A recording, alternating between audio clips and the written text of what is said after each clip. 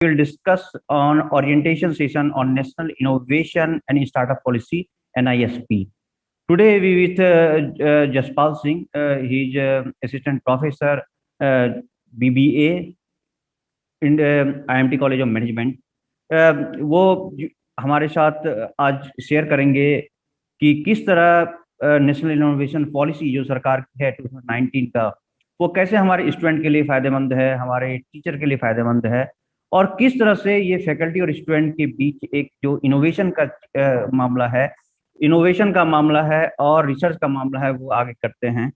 और फिर यदि हम इनोवेशन कुछ करते हैं, इंटरप्रेन्योरशिप कुछ करते हैं, तो वो कैसे हमारे लिए इम्पोर्टेंट है, कैसे हमें फंडिंग हो सकती है, कैसे हम स्टार्टअप शुरू करते हैं, उसके बारे में बताएंगे।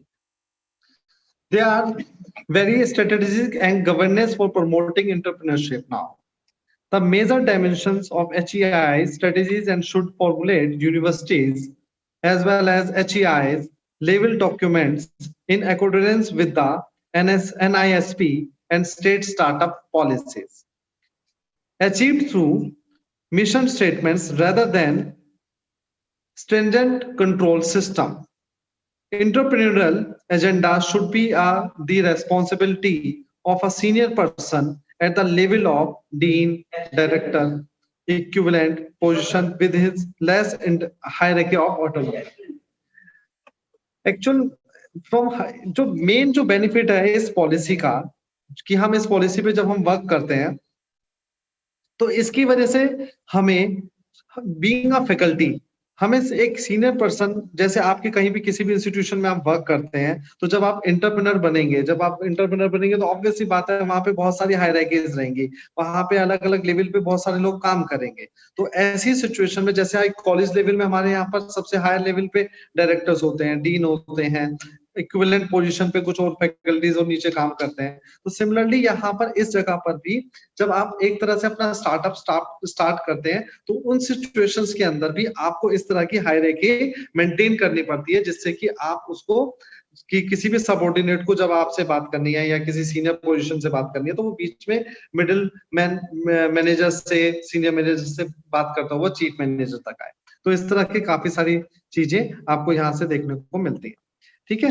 अब इसके अलावा हम बात कर रहे थे कि resources mobilization plan should be in place,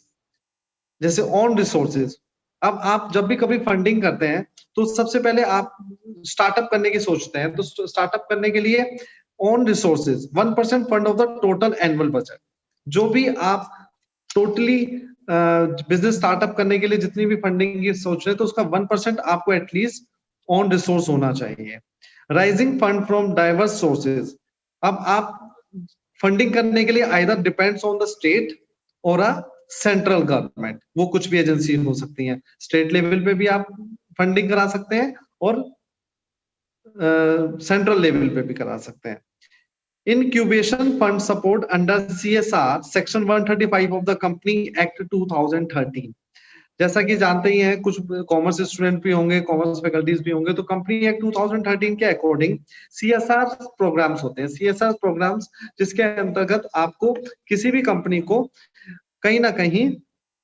social welfare के लिए कुछ ना कुछ काम करना पड़ता है, तो वो सोशल वेलफेयर के लिए भी यहाँ पे सपोर्ट किया जा सकता है, जिससे कि इंटरप्रेन्योर को फायदा मिल रहा है।